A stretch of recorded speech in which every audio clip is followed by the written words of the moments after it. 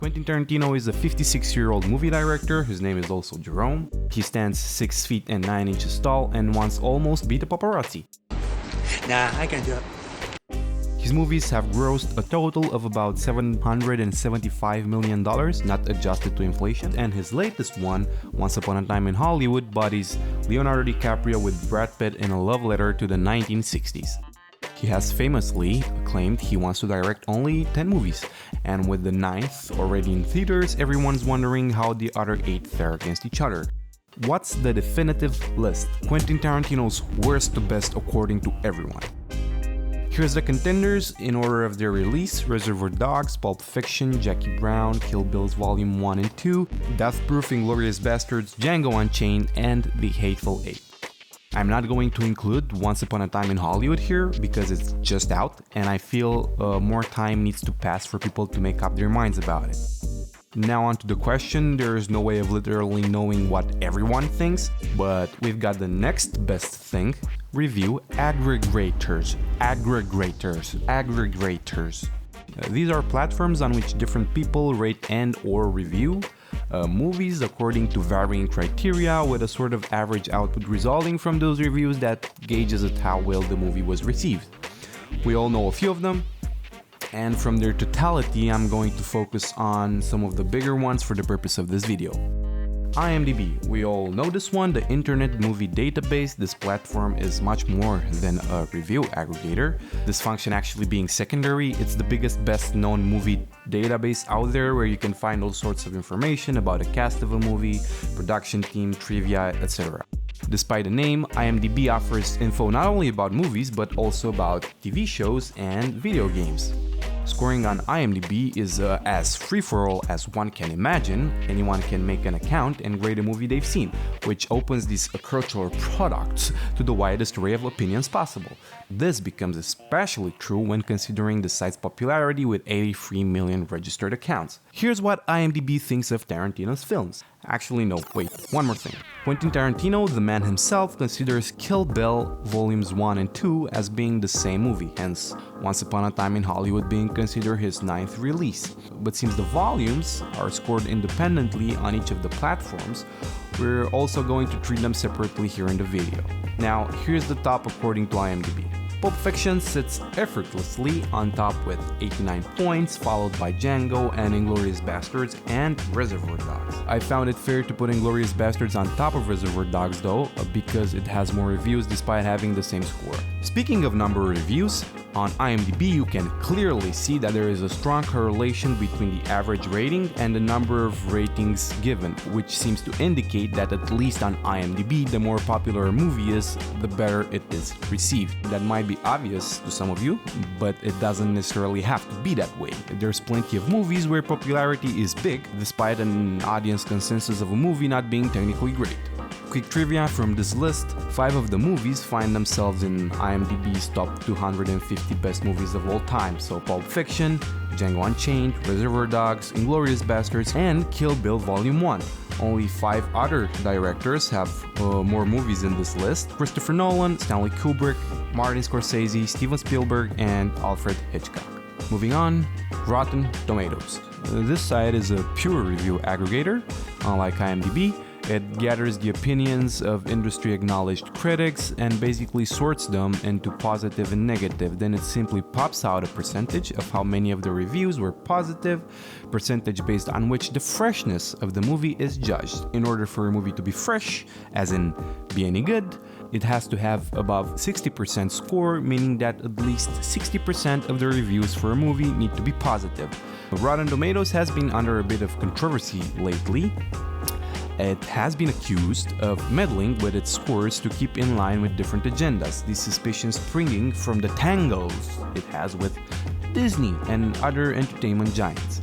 But honestly, I don't think any of that has any sort of relevancy for Quentin Tarantino's movies, so without further ado, this is the critical consensus regarding Tarantino's movies on this platform.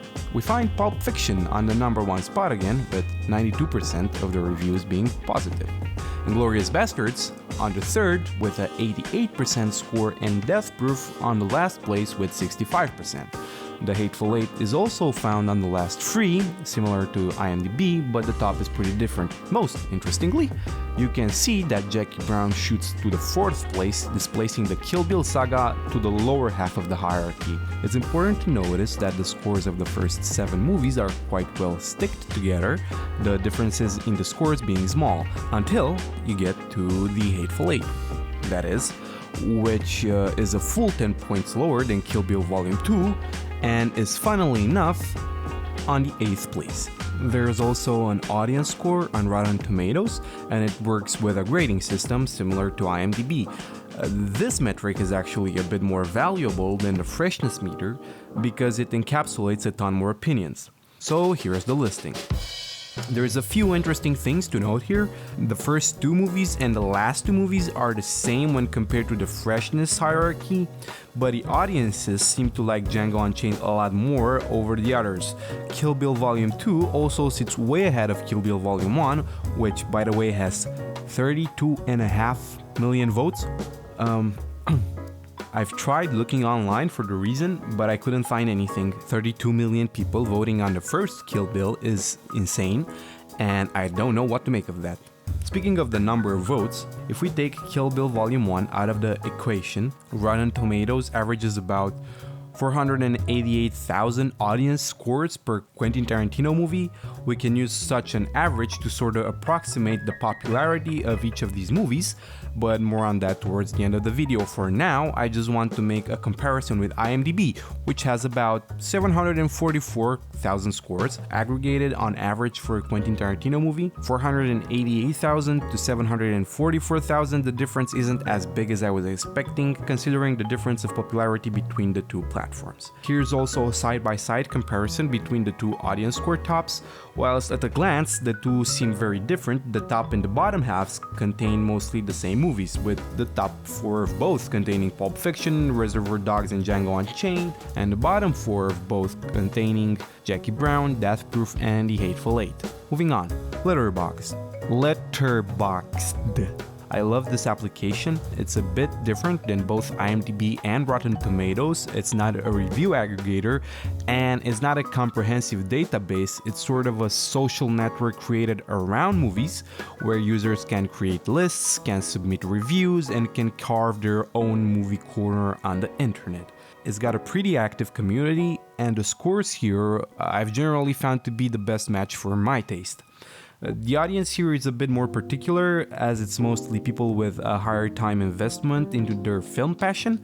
Grades go from 0.5 to 5 stars, but I've normalized them to the 100th for the purpose of this video. So we're kind of seeing a pattern here. Death Proof last. Top 4 has Reservoir Dogs, Inglourious Basterds, and Pulp Fiction in there.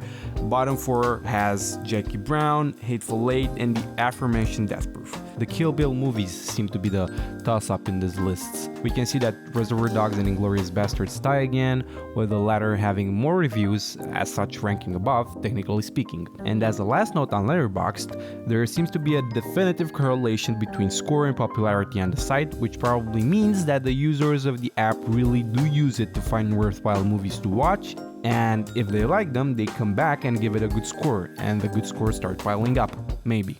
Lastly, I want to discuss Metacritic, another aggregator. It has critic scores like Rotten Tomatoes and also user scores like the other sites. So you can see that at least by comparison, the Metacritic numbers are a bit, what the fuck. I've looked around the internet, and Metacritic claims that its meta scores are weighted averages of the reviews, but I don't know how the weighting works or how the reviews are selected, because the results are pretty interesting, to say the least. You'll see Pulp Fiction again on number 1, The Hateful Eight in the bottom 3rd, but apart from that, the critics' score has Death Proof above Inglourious Basterds and Kill Bill Volume 2 as the 2nd best Tarantino movie, whilst the audience score has Kill Bill Volume 1 on the 2nd position and Volume 2 on the bottom 3rd. At least the audience ratings are somewhat more similar to what we've seen everywhere else. There has to be some sort of selection bias going on here. If not, then the results are by themselves less statistically significant due to the much smaller number of scores given. Compare the numbers on the audience score from Metacritic with those of Letterboxd. Huge difference. So yeah, there you have it, Metacritic. Make sure to also check somewhere else if you firstly came here to look up if a movie is worth your time. You might not be getting the best answer on Metacritic. Talking about the number of scores on each of these sites, I was curious to gauge the popularity of every one of these movies when compared against each other. So, that's a nice table right there, so many freaking numbers in this video already. Let me explain what I've done here. I've just made averages and I'm comparing each movie against the average. That's not very sophisticated but should still tell us a couple of things. Like for example, with the exception of Kill Bill Volume 1 and its 32 million votes on Rotten Tomatoes, Pulp Fiction is consistently the most popular movies on all of these platforms. The Hateful Eight is also pretty unpopular, being hundreds of thousands of votes below the average on Rotten Tomatoes and IMDb, whilst barely being above average on the rest of the platforms. I'm guessing that this movie's length of 3 hours has made people shy away from it. That said, Death Proof is consistently the most unpopular movie. Okay, can we stop this mumbo jumbo up in any way? You came here to find out what the top is, best words from Tarantino according to everyone, and I'm gonna give you that. Now that we have all the numbers, we're gonna make weighted averages from all the audience scores, not the critic scores though, because their population is statistically insignificant and their opinions would be way overrepresented. And we plug in the numbers and tada, we've aggregated the aggregates. Weighted averages basically means that the average is taking into account how many votes come from each of these platforms. So a less popular site like Metacritic with many less votes won't have the same pull on the score as a much more popular site. So that's it, there you have it.